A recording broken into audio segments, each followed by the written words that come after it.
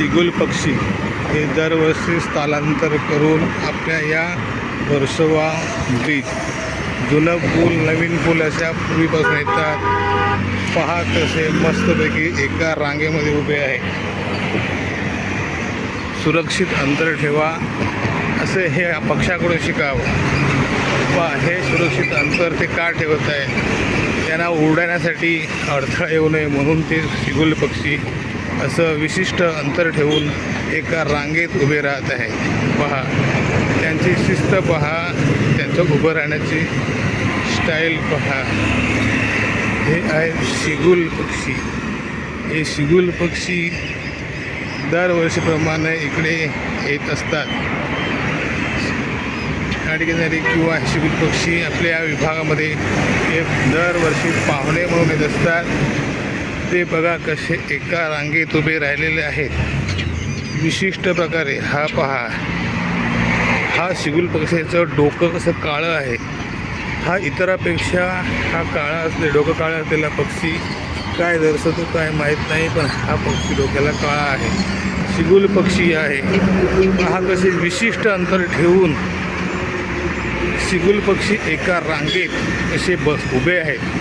पहा कसे पहा हे त्यांचं अंतर ठेवणं म्हणजे त्यांना जागेवरूनच उड्डाण करणे किंवा उडणे सोपे जावे म्हणून ते असे अंतर ठेवून उभे आहात। पहा पहा पहा, हे आहे सिगुल पक्षी। दरवर्षी ते पक्षी आपल्याकडे येत असतात।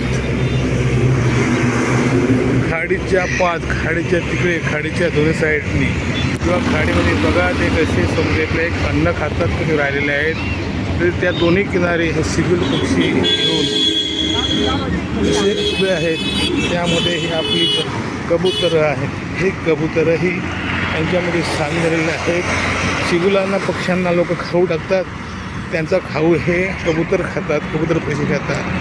वा एका रांगेत विशिष्ट अंतरावर हे सिगुल पक्षी हे आपल्याला एक शिकवून येतात, सावधान की सावधान, विश्राम की विश्राम। एका रांगेत उभे राहा, एका सरळ रांगेत उभे राहा।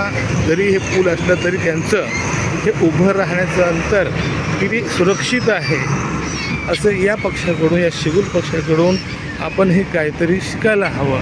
हे पक्षी दरवर्षी अशा भ्रमण करून थोडक्यात स्थलांतर करून हे अक्षरशः येत असतात, अन्नाच्या शोधात येत असतात आणि अन्न कारणाने ते हे आपल्या इकडे आलेले आहेत। हे सिगुल पक्षी पहा, हे वर्सोवा नवीन फुलांच्या ह्याच्यामध्ये हे सिगुल पक्षी आलेले आहेत। जोहार, जिंदाबाद, जय आदिवासी, एकतेचा विजय असो, एकतेचा विजय असो।